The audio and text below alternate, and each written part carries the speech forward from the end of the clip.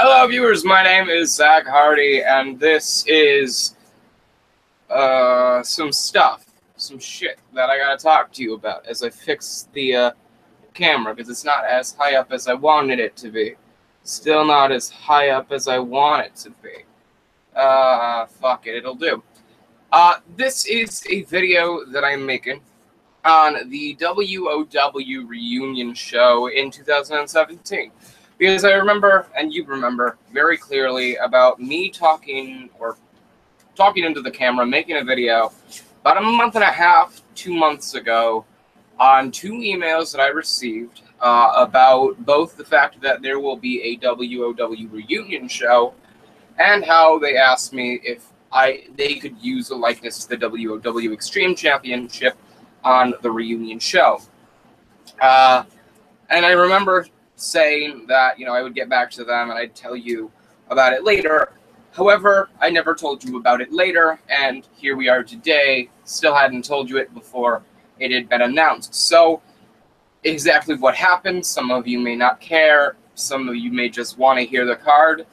Stick around for about 5-6 minutes, and then you'll be able to get to the card. If you don't want to stick around for the next couple of minutes, just skip 5 or 6 minutes in the future of the video, and you'll be able to get into the match card. So what ended up happening was I was a little upset and annoyed that I wasn't given proper notice ahead of time, rather than just getting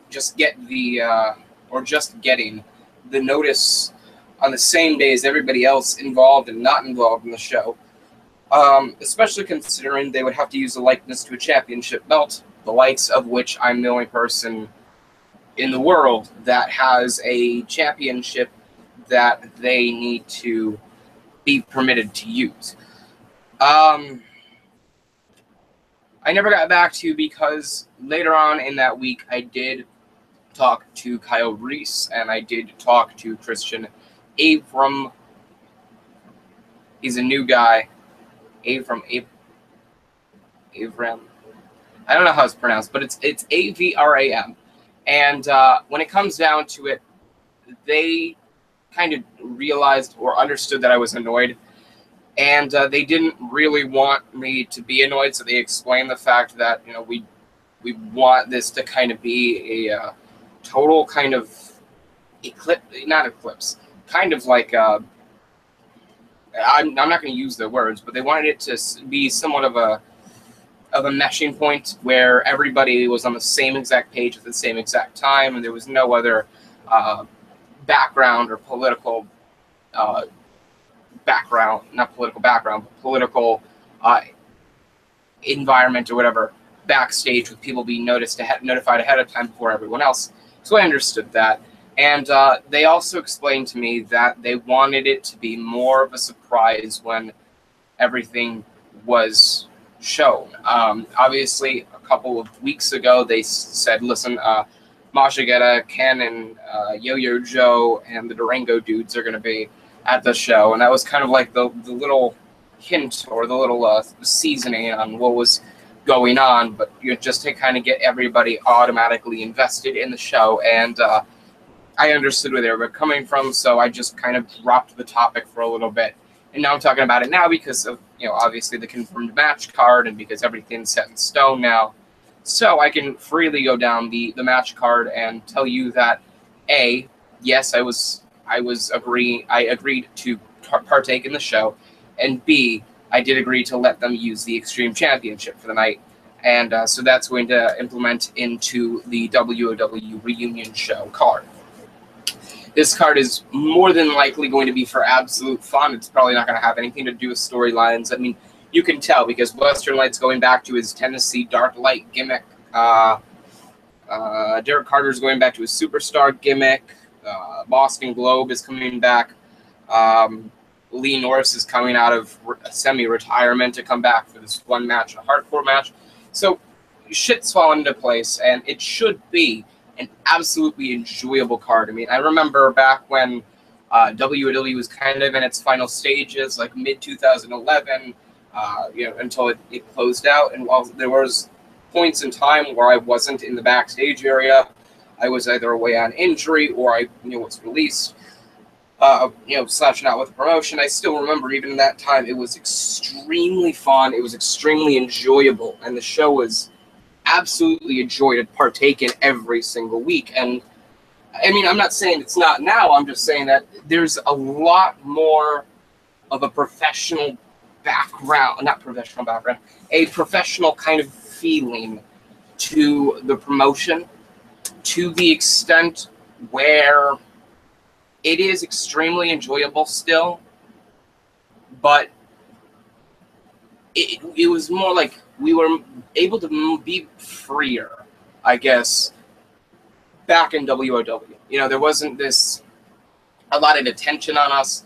We didn't have a cult following. It wasn't this case of, oh, we could be a legitimate competitor to a bunch of indie promotions and kind of source talent from there. It was more of a case of, this is a wrestling show. We love pro wrestling, and this is why we do the show. It wasn't a business at the time. It wasn't, WOW was never a company. USW eventually transitioned into a promotion, which transitioned into a company, and that's kind of why it's we're not as free anymore. I mean, we could get away with a lot of cursing in WOW, but now we can still get away with cursing, but I can't drop the word fuck a million times. I can only drop it once or twice, which is ample enough for a lot of people, but not for me. So that is the case, and that's why this show is going to be extremely fun to watch and to take part in. So if you can find a way, even though tickets are sold out, if you can find a way to kind of get onto more of like an environmental area in Hershey where you can actually watch the show, or if you could watch it from home, I would absolutely hope that you would do that, because it is going to be a really fun show. There's not going to be any storylines that go in to the show and come out of the show advanced or anything like that. It's more of like this one-off card, with Western Light reverting back to his older day gimmick, Derek Carter representing, or going back to his, I'm the man, I fucking bow to my feet and worship me gimmick. The Extreme title coming into play, Lee Norris coming out of semi-retirement, the Durango dudes popping back up, Metal Injection coming back up, cross coverage, Boston Globe, Morbid going back to his dark gimmick, Sunkissed coming up. I mean, it's going to be a really enjoyable show, not to mention with the WOW World Heavyweight Championship being defended again. It's going to be a really enjoyable show, and I'm really looking forward to it. When it comes down to it, I think the show is going to be nothing more than just a really enjoyable night out. I don't think any of it is meant to be taken seriously. The matches are obviously going to be performed to a higher extent than they were in WOW, because these guys are absolutely by far trained more. They've developed more over the years. They've kind of come into their own. So that's the big difference that I'm going to see between the 2017 reunion show for WOW and 2012 era of WOW. So when it comes down to it, I think the show is going to be really fun to be a part of and to wrestle on and to watch and so on and so forth. So I would encourage every one of you to actually go and see the show, because it will be a lot of fun. So when it comes down to it, we're going to talk about the singles matches and the tag team matches, all non-title matches, before we talk about the title matches. And we'll talk about all the just simple one-on-one matches or two-on-two matches before we talk about the stipulation matches. So when it comes down to it, one of the matches that is on the card is Derek Carter, Superstar Derek Carter versus Sunkissed. And if you wonder why I do this, then you're obviously not familiar with 2007 WOW, because when it came down to it, he had a song, his theme song, and when he walked out, he would bow down to the fucking goddamn. I don't want to say stage, because it wasn't a stage. It was a pathetic excuse for a stage. His music would play. He would, I guess, bow down onto fucking wooden planks, and then pop back up, and the song would go Superstar, and he'd do this, and then he'd walk to the ring, and so that was kind of his shtick back then. He obviously grew out of that shtick, but I think this match is going to be really enjoyable. By proxy, since this is technically under the WOW banner, at least that's how they're describing it, then it'll be the first time in, God, 9, 10 years that Derek Carter's competed in WOW. So that is going to be a really enjoyable thing to kind of see. You don't really see Derek Carter with, how do I want to say it? You don't really see him with this carefree attitude anymore, like this, oh, it's all about me kind of attitude anymore. But I think it's still going to be enjoyable to see, and they could kind of build that in the commentary. And Sunkist, on the other hand, apart from this one-off that he had in USW, I think last year, if I'm not mistaken, where he was just on the side of somebody and I think competed in 1 or 2 matches, and then left because he wasn't signed. He was just going in for a favor, I guess. This match, I think, should be extremely fun and extremely enjoyable. Don't expect Derek Carter to play this, despicable heel. When it comes down to it, he's just this arrogant prick. When it comes down to superstar Derek Carter, he's just an arrogant prick. That's what WOW Derek Carter was. Not backstage, because when it comes down to it, Derek Carter's gotten a lot more likable than when he first came in. But on screen, the superstar Derek Carter was a prick. He wasn't like a badass, not a badass. Well, technically a badass, but he wasn't a badass heel. He wasn't this like, I will fucking rip you to shreds, you goddamn cocksucker, and turn around and punch a woman in the face. That was the heel. That was the kind of heel. That's the kind of heel that he is now. Although he hasn't punched a woman in the face yet, still waiting on that. His superstar was just a real arrogant prick, like a full of himself kind of like jackass. And that's what I loved about the superstar gimmick.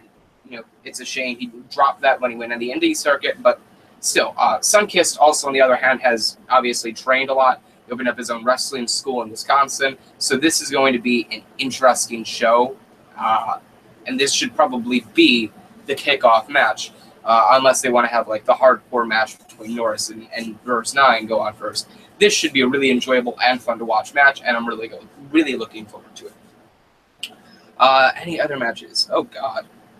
I only just realized there are only 2 matches on the card that are either not for a championship or without stimulation. They're really pushing this fucking card. Morbid versus Bleak, which is one of the staple feuds of WOW. Morbid had a lot of staple feuds in WOW. He had one with Cannon. He had one with Bleak, obviously. But one with Sunkist. One with Derek Carter for like 4 months. He feuded with... What was it? Oh, what was their name? Was it Brass Shop? No, it was Brass Stop? Brass Shop. Something like that. It was Brass something because they were from Waterbury, so Waterbury is the Brass City.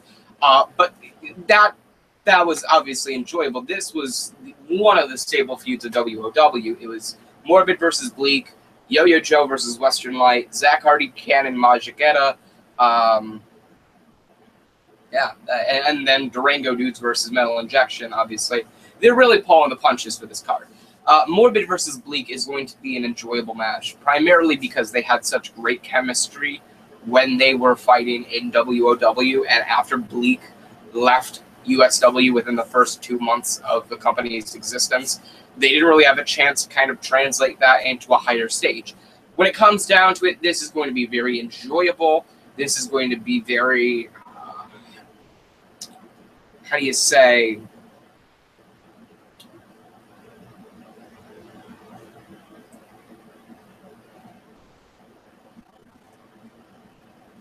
God. Fucking hell. I know the word. It's on the tip of my tongue. Satisfying. It's going to be a very satisfying match because you know the history as a WOW fan. You know the history between Morbid and Bleak. You wanted it so badly in USW, and then USW ended up parting ways with Bleak, and you never got to see it. So this is going to be the first time in over 5 years that you see Morbid versus Bleak. So that's going to be an extremely interesting little plot line in the show, and I'm really looking forward to the match. I'm obviously not giving any predictions because it could go up in the air either way, although it's going to be more than likely that all the faces are going to win. But this match, Morbid versus Bleak, I'm really looking forward to and really hoping for the best with. When it comes down to stipulation matches, because we're all out of the just one-on-one singles matches, there's the Steel Cage Tag Team match between Cross Coverage, which is Jack, Danny, and Pyro, versus Boston Globe, which is Steve Wilson and Oliver Pennington. Sorry if I was continuing to look at the fucking paper. I have a little notice, or the little card that I kind of jotted down in my own little poster format. Reasons. I have my reasons. And I couldn't read, and I couldn't tell whether I was reading it right or not, or if I had written it down wrong or not on the site. When it comes down to it, these two teams were extremely over. They were extremely beloved by the crowd, or extremely hated, depending on who the heel was and who the faces were. And while a lot of people would rather see Cross Coverage versus Brass Stop, something like that. Obviously Brass Stop or Stop or Shot or Shop could not end up participating on the show. One, because one of the guys is in California now. The other, because the other guy is semi-retired. So they didn't really want to compete overall on the card. And you can't really blame them for one show and probably not a big payday. I would see. I could understand that. So this match should be very enjoyable, especially considering it's a Steel Cage Tag Team match. I'm expecting the show to go like 4 hours, based off of the matches on the card, stipulations, and the anticipation. It'll be a fun show. This will be a fun match. I compare Jack, Danny, and Pyro Cross Coverage as the Booker T and Goldust of WOW tag teams. You didn't expect them to mesh. Pyro was this kind of like monster from hell, and Jack Danny was just this pasty white kid that was like, I just want to win titles. Can you help me do that? Pyro would be like, he'd probably like shake his head up and down. So he'd do something along those lines. It's fucking Pyro. And Jack Danny would be, he'd go, all right, well, see you next week. And that would be that. And they would have these funny little skits or whatever that they would do in the ring. It was awesome. And a lot of people actually really got behind Cross Coverage. It took a little bit longer than Booker T and Goldust, but people really enjoyed the tag team. I think this match is going to be really fun to watch. I think there are going to be pretty fucking cool spots. I would not be surprised if Pyro, who I believe has lost like 50 pounds or something like that over the past year, would jump from the top of the cage, because that's what he ended up teasing a number of years ago when he was in the Steel Cage match with fucking Metal Injection. I would not be surprised if he actually pulled that off in this cage match, because there have been a lot of people that are like, oh, I remember that. There's got to be a reason they haven't done a steel cage. Can that be the reason? But expect a lot of cool spots out of this match, and I expect it to be a lot of fun. I keep saying that. It's going to be a lot of fun. It is going to be a lot of fun. It's going to be a really enjoyable show. Hardcore match, Lee Norris versus Verse 9. I don't know how to feel about this match, not because of Verse 9, but because of Lee Norris. And I'm not saying Lee Norris is a bad wrestler, but he's been semi-retired for the past couple of years because he's been working on his acting career. I don't really know what to think about it. This is one of the only matches that I would say has a chance of actually not being fun and enjoyable to watch, because when you look at it, it's a case of this. A guy's been out for a couple of years. How much can you really do in training over the course of maybe a month or two to kind of get back into that tip-top shape? And granted, they made it a hardcore match more than likely for a reason. I keep seeing the screen kind of, it jolts. They more than likely made it a hardcore match for a reason. So that way they wouldn't have to be as technically sound as they wanted to be. They could throw each other through tables, or they could toss each other off a ladder, or hit each other in the heads with steel chairs. Something along those fucking lines. I wouldn't be surprised if that was the reasoning behind it. But if that's the case, then more power to them. And I just hope that Lee Norris can get back to the shape that he was in back in like 2011 when he was making strides to the World Heavyweight Championship. He's a really, really talented performer that was always great in the ring and was really good on the mic as well. And Verse 9, being in USW, has that momentum behind him. So I think it helps out with the fact that Verse 9 has the crowd of USW behind him, and I'm guaranteeing you a shit ton of people that watch USW are going to tune into this. So when it comes down to it, this should be a really fun to watch match. It should be really hard hitting. I expect table spots because that was Lee Norse's specialty. He would jump off of whatever he could find and put somebody through a table. I would expect Verse 9 to break out the kendo sticks again. And overall, I expect it to be a hard-hitting match. I don't think it will be too violent, but I think the spots will be very memorable for what they are. So I look forward to this match in a stipulation kind of manner, and I hope that they actually pull it off better than you would expect them to. So when it comes down to it, that concludes all the non-title matches. Now we get into the title matches, and it comes down to the first title match of 3. The WOW Tag Team Championships are on the line with the Metal Injection challenging the current champions. Mind you, all champions that left or that ended WOW's run with a championship would be the champions walking in to the show. Metal Injection of Jesse Rock and Davis James against the Durango Dudes, obviously, of Tyler Austin and Lenny Jackson, who are technically the current WOW World Tag Team Champions, even though the titles have been out of establishment for 5+ years. Okay, what do I want to say about this match? This is going to be fucking amazing. I can guarantee you this is going to be a memorable match, primarily because the Durango Dudes probably had more people behind them than Daniel Bryan, or at least when it came down to ovation-wise, than Daniel Bryan had circa 2013, 2014. They were the tag team of WOW. Metal Injection were just the alternative, kind of hard-hitting, at the same time they will spit in your face and tell you to thank them. That kind of tag team, and everybody got behind. They were about as behind with the crowd, or the crowd was about as behind them as they were NWO, WCW, early WCW, NWO era when it comes to ovation. I'm talking out of my ass here, I'm sorry. This should be a fun match. I guarantee you they're both going to play into the crowd a lot. I'm really hoping for the Jackhammer Spike, which is the Metal Injection's finishing maneuver, where you have Jesse Rock go to the top rope, and then fucking Davis James picks Davis James. Fucking hell. You gotta cut me some slack here. I haven't talked to some of these guys in like 5+ years. Davis James picks up somebody, whoever it may be, for a fucking jackhammer. You jackhammer them, and the Durango Dudes, both of them, have been able to sell it really well. And then Jesse James goes up top, does like his little pose, and drops his knees onto the opponent. That would be fucking amazing. This is going to be a fun to watch match. This is going to be a fun... Oh my god, I gotta stop saying fun. I gotta find some other fucking word to describe it. And enjoyable doesn't count. This is going to be a really heavily anticipated match.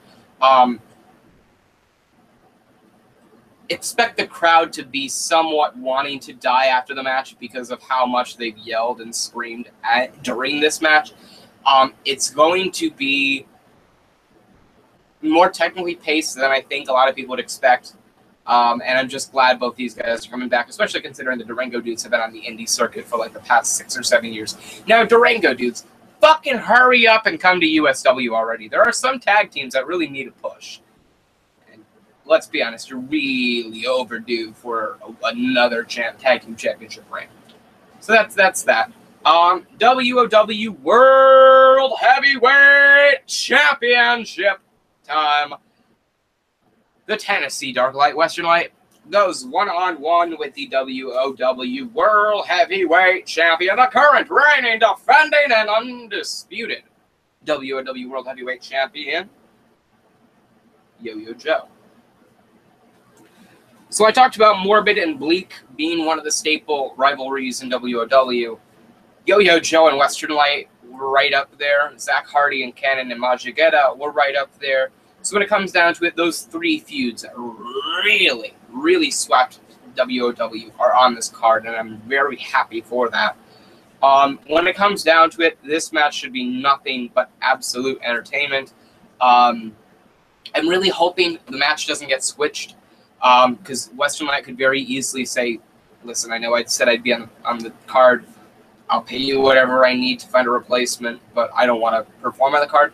I hope that doesn't happen, but I would not be surprised if it did, because Western Light it's been made very clear over the past week that Western Light is about to kind of close off his full-time contract obligations. So this would obviously be a problem, or that would obviously be a problem to this match. However, I would be really looking forward to it. It's been a long time since both of these performers have competed against each other one-on-one. I think the last time was maybe 2014 or 2015, if I'm not mistaken. But it's been a couple of years, and when it comes to WOW, this was one of the matches that closed out WOW back in 2012. So this is going to be a very enjoyable match to watch. It's going to be very fast-paced. It's going to be very technical. I wouldn't be surprised if this was Western Light's final match in final match as a full-time performer with WOW and USW, whatever branches it comes down to, for the next couple of months or a couple of years, if it may be, because he's obviously expressed very heavily that he wants to take time off. The public knows that very much. The wrestling world knows that very much. So when it comes down to it, I'm hoping that this match goes on, because it's going to be probably the most look forward to match on this card other than the main event. And I'm really looking forward to this match more so than the main event, because I'm performing in the main event. So this gives me a chance to actually fall behind another match that I'm really, really looking forward to. So that's that. And just expect this match to be a barn burner. It's going to be incredibly fast paced, and it's going to be incredibly well burned. So, especially knowing Western Light, knowing Yo-Yo Joe, they're going to bring everything out on the kitchen table. And then they're going to take up the kitchen sink and start throwing it at the glass door, breaking it down. That's their work ethic, and I would not be surprised if this match stole the show. And then it comes down to the main event, or at least what has been since confirmed the main event, and that is what is supposed to be a weapons match triple threat for the WOW Extreme Championship, but is now just a triple threat match for the WOW Extreme Championship. Cannon versus Mashigeta versus the reigning, defending, currently undisputed WOW Extreme Champion, Zack Hardy. This match, a lot of people are very much into. You've gotten it in very, very short, very, very rare doses with USW, but it never came to the point where Zack Hardy, Cannon, and Mashigeta had a feud and had it going on for a long time. In USW, it was always either a one-off match, or it was supposed to translate into either Zack Hardy, Mashigeta, Zack Hardy, Cannon, Cannon, Mashigeta feud. That it was always either going to be a one-off kind of thing to build, or it was going to build up a storyline between two guys, and then the other guy would go off and do his own little thing. So this will be the first time in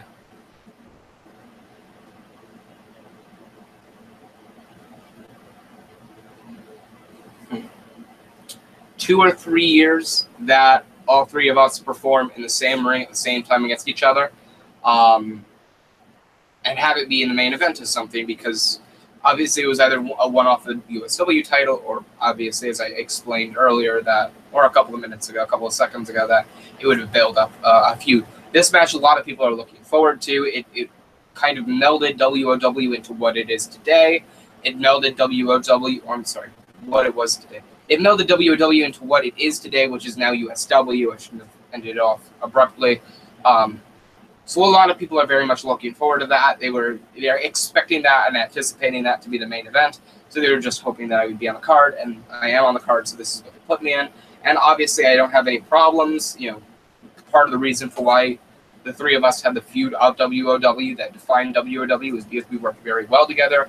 No matter whether it was Cannon versus Mashigeta, or Zack Hardy versus Cannon, or Zack Hardy versus Mashigeta, it was always a case of, we all had chemistry no matter who it was against each other.